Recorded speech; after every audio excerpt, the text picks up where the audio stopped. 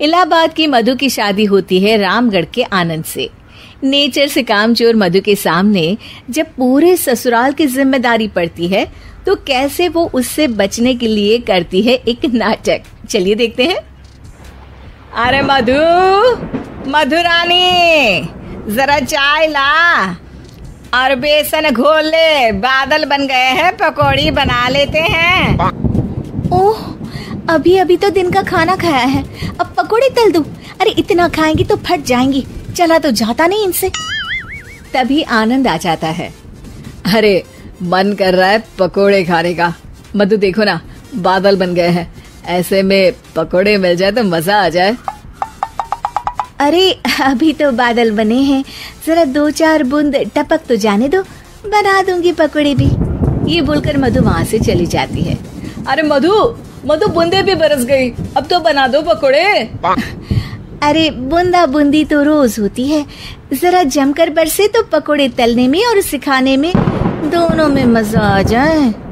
ये बोलकर मधु वहाँ से चली जाती है और मधु के साथ ही बूंदा बांदी कर बादल भी चले जाते हैं। मधु अपने कमरे में जाकर कहती है, अरे भगवान, ये सारा कमरा फैला हुआ है, कैसे साफ होगा? तभी मधु को आइडिया आता है और वो जोर जोर से चिल्लाती है, हे भगवान, मेरा 2000 रुपए का नोट कहाँ चला गया? किसी ने देगा क्या मेरा 2000 का नोट? तभी वहां मधु की ननद और नौकरानी आ जाती है। अरे भाभी, मैं देख देती हूँ।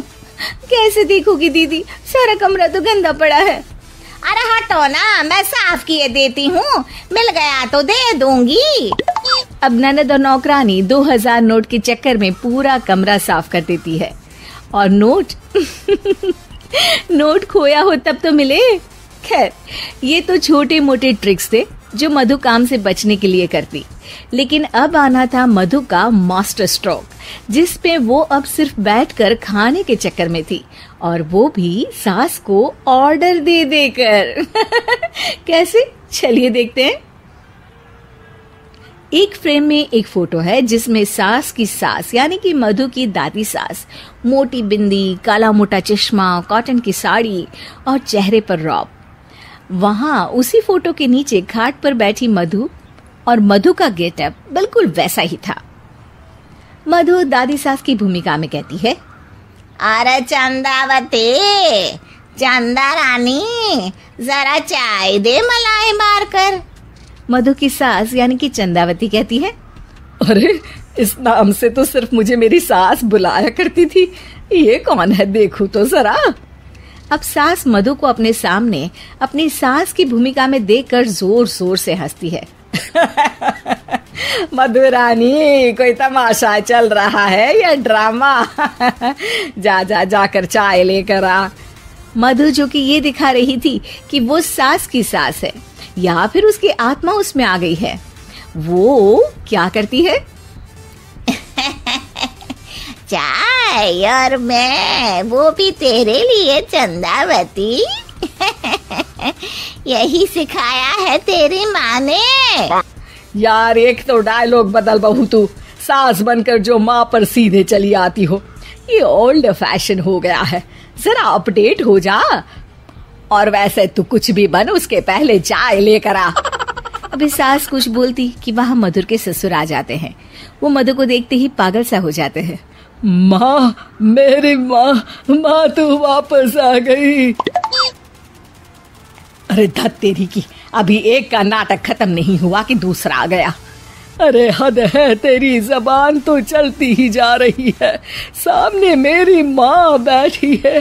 अरे इनका चेहरा देखने को तरस गया था मैं। मेरी माँ वापस आ गई, ये देख मेरी माँ आ गई। ये नहीं कि देसी घी के लड्डू बनाए, बस जबान चला रही हो। अरे जाने दे धनकलाल, इसे तो शुरू से ही बोलने की तमीज नहीं है, मेरी तो आदत हो गई है दब दब कर रहने की।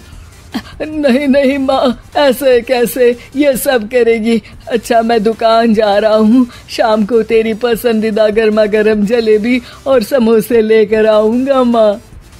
ससुर वहां से चले जाते हैं।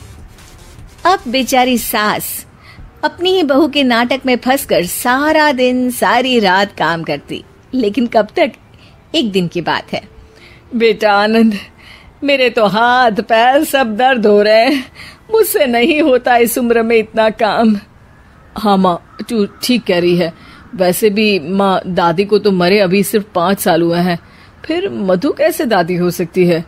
अरे वही तो बेटा, मैं तो ये सोच रही थी कि कहीं दादी मधु के रूप में तो पैदा नहीं हो गई। मतलब ना, ये सारा नाटक है बेटा, लेकिन अब जल्द से ये नाटक बंद करा दे तू। ठीक है माँ, लेकिन अब मधु को मधु की जुबान में ही सिखाना होगा।